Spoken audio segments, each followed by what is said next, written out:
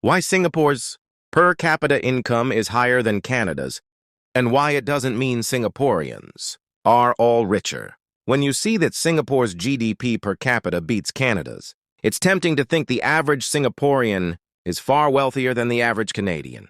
But that's not the whole story. Canada's lower figure is mainly because of structural and demographic factors, not because Singaporeans as individuals are necessarily much richer than Canadians in day-to-day life.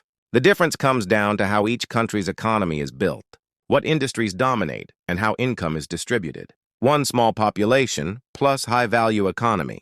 Singapore, 5.9 million people, with its economy packed into high-value sectors like finance, technology, pharmaceuticals, and logistics.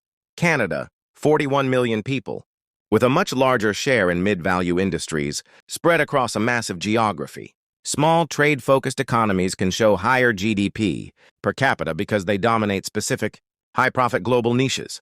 Trade and finance hub powerhouse. Singapore punches far above its weight in re-export trade, global shipping lanes, and banking.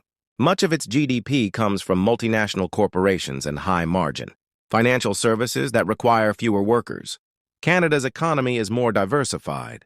Natural resources, manufacturing, tech, and services. But many of these sectors produce lower GDP per worker than finance or pharma.